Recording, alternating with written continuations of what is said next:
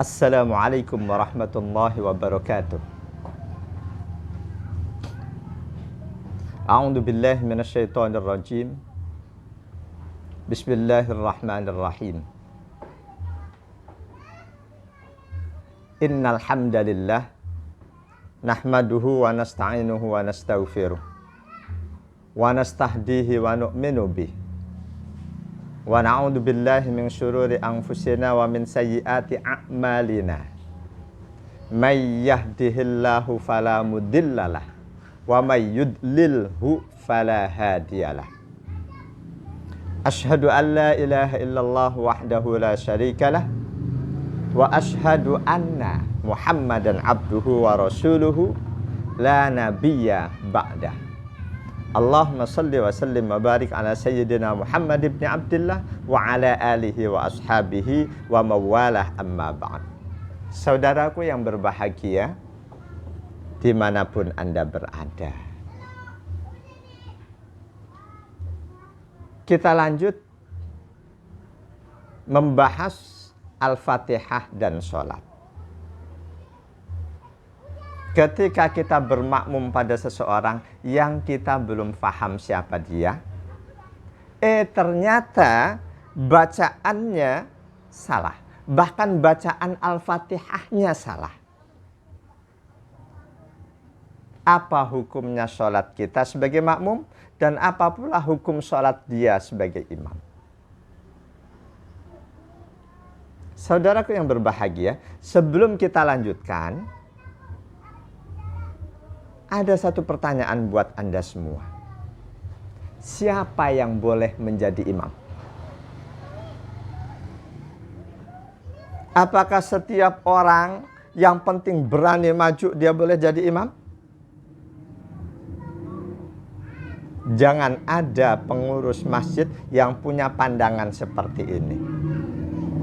Tidaklah setiap orang yang berani maju, suaranya indah, lantang, boleh menjadi imam. Menjadi imam sholat ada persyaratan tertentu yang sudah digariskan oleh Rasulullah Shallallahu Alaihi Wasallam. Di antara hadis sahih yang membicarakan persyaratan menjadi imam adalah An Abi Mas'ud Al-Ansari radhiyallahu anhu qala Rasulullah sallallahu alaihi wasallam ya ummul qauma aqra'uhum li kitabillah fa in kanu sawa'an fil qiraati fa'alamuhum bis sunnah fa in kanu sawa'an fis sunnati fa'aqdamuhum hijratan fa in kanu sawa'an fil hijrati fa'aqdamuhum silman wala ya'ummanna ar-rajulu ar-rajula fi sultanihi wala yaq'udu fi baitihi ala takrimatihi illa biidnihi. Hadis ini diriwayatkan oleh Imam Ahmad, Imam Muslim 673, Imam Abu Dawud, Imam At-Tirmidzi, Imam An-Nasa'i, dan Imam Ibnu Majah. Dari sahabat Abu Mas'ud Al-Ansari radhiyallahu anhu berkata, bersabda Rasulullah sallallahu alaihi wasallam, ya ummul qauma aqra'uhum li kitabillah. Yang paling berhak menjadi imam untuk satu kaum, untuk masyarakat, adalah yang paling baik bacaan Al-Qur'annya. Yang paling baik bacaan Al-Qur'annya, bukan paling indah suaranya, paling baik bacaan Al-Qur'annya dari sisi tajwidnya, makhrajnya, dan lain sebagainya. Jika mereka sama dalam hal kualitas bacaan, maka yang paling memahami sunnah, yang paling memahami hadis, yang paling memahami hukum-hukum agama. Jika dalam urusan as-sunnah pun sama, maka yang paling duluan hijrah. Jika hijrahnya pun berangkat bareng, maka fa'aqdamuhum silman, yang paling duluan masuk Islam. Ini persyaratan untuk menjadi imam yang digariskan oleh baginda Rasul sallallahu alaihi wasallam. Dan ada ketentuan lain. wala ya'ummannar rajulur rajula fi sultani. Jangan ada seorang pun dari kalian yang berani maju menjadi imam di wilayah orang lain. Kita tamu datang ke masjid tahu-tahu maju jadi imam, enggak boleh.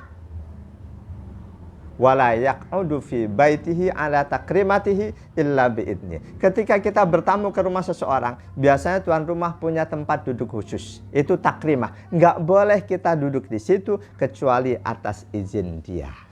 Saudaraku yang berbahagia, kembali ke masalah tadi, ketika kita makmum, ternyata imam kita bacaan Al-Fatihahnya kok ada mengandung kesalahan. Apa hukumnya sholat kita? Di masa Rasul belum terjadi seorang imam bacaannya salah. Demikian juga di masa sahabat Nabi belum terjadi seorang imam bacaannya salah. Karena itu, jawaban dari pertanyaan tadi, apa hukumnya ketika ternyata imam kita salah? Salah dalam hal baca Al-Fatihah, itu sudah tentu ijtihad ulama. Di antara ulama yang memberikan jawaban secara rinci, seorang ulama besar madhab Syafi'i, Al-Imam Abul Hasan Ali bin Muhammad bin Habib Al-Basri Al-Baghdadi. Beliau lebih terkenal dengan panggilan Imam Al-Mawardi, wafat tahun 450 Hijriah. Dalam salah satu karya tulis beliau, Al-Hawil Kabir, beliau menguraikan secara detail di situ tentang apa yang kita bahas ini. Tentang ketika kita makmum ternyata imam kita kok salah bacaannya. Salah dalam hal Al-Fatihahnya. Saudaraku yang berbahagia,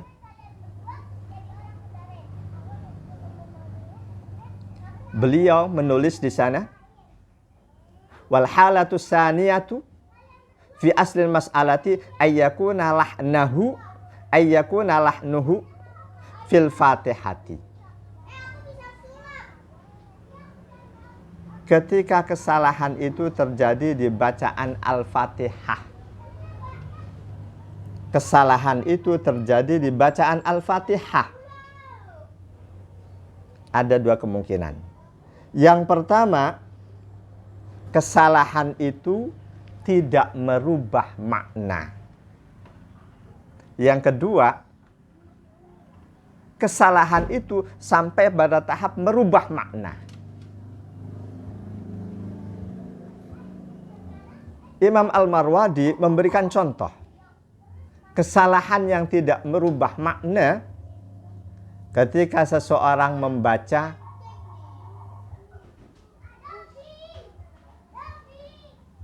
iyyaka na'budu wa iyyaka nasta'in.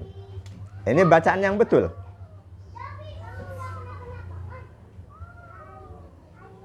Dia baca iyyaka na'budu. Ini salah, tapi tidak merubah makna. Atau contoh yang kedua yang beliau berikan, ihdinas siratal mustaqim. Seseorang baca ahdinas siratal mustaqim, alifnya difathahkan.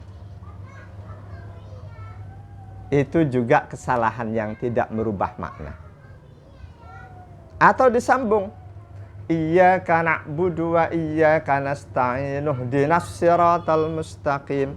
Kok dia baca iyyaka na'budu wa iyyaka nasta'in ihdinas siratal mustaqim? Itu kesalahan yang tidak merubah makna. Kata beliau, ketika kesalahannya tidak merubah makna, maka sholatnya tetap sah.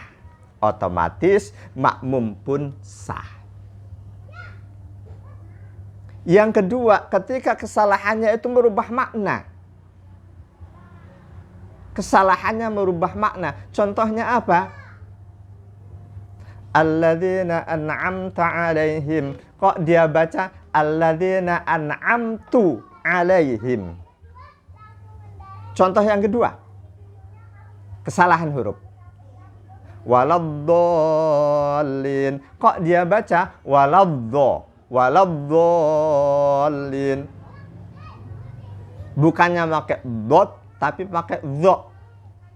Ad-dhallin maknanya al-iqamah ala syai', orang yang istiqomah mengerjakan sesuatu. Kalau ad-dhallin artinya orang-orang yang sesat. Ini kesalahan yang merubah makna. Ketika seorang imam salahnya itu salah yang merubah makna, ada dua kemungkinan. Apakah itu dia lakukan dengan sengaja atau tidak sengaja? Ketika dia lakukan dengan sengaja, dia tahu yang betul alladzina an'amta alaihim. Sengaja dia baca alladzina an'amtu alaihim. Dia pun tahu artinya apa, tapi sengaja dia lakukan, dia fasik.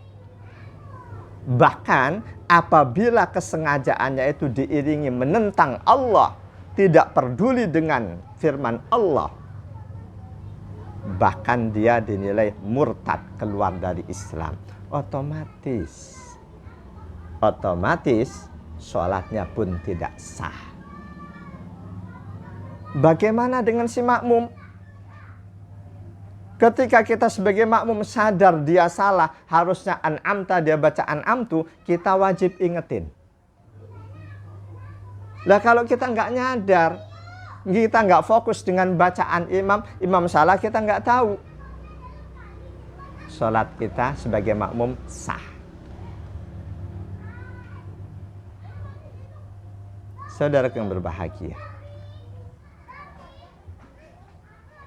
ketika si imam bacaannya salah yang merubah makna, berikutnya ketika dia lakukan itu tidak sengaja, kebetulan dia agak lupa, waladdallin atau waladdallin, dia agak lupa dan mulutnya membaca pakai dho, bukan pakai dot. Waladdallin.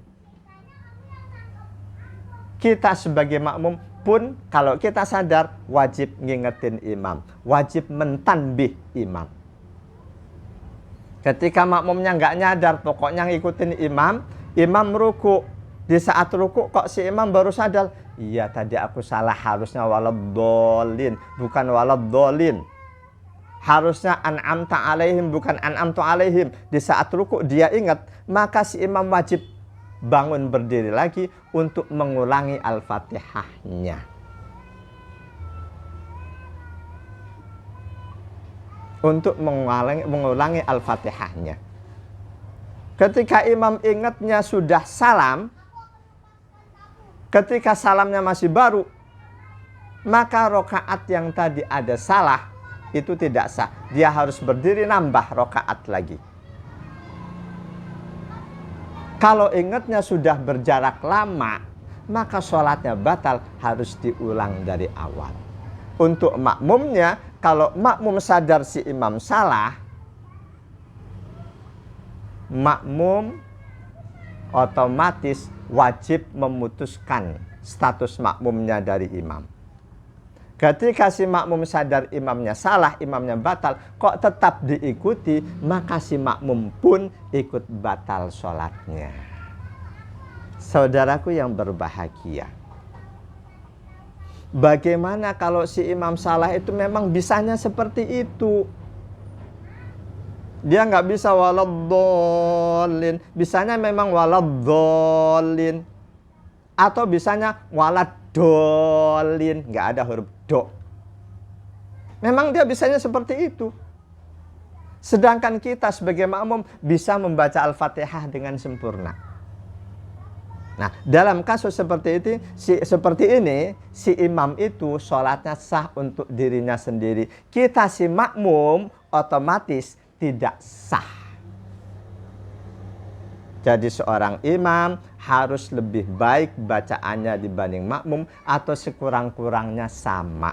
Ketika makmumnya kok lebih baik dalam hal membaca Al-Fatihah khususnya, makmumnya nggak ada kesalahan, si imam kok ada kesalahan yang merubah makna, maka si makmum itu tidak sah.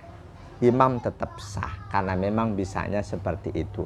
Inilah penjelasan yang diberikan oleh Al-Imam Abul Hasan Ali bin Muhammad bin Habib Al-Basri Al-Baghdadi, lebih masyhur dengan panggilan Imam Al-Mawardi, dalam salah satu kitab beliau Al-Hawil Kabir.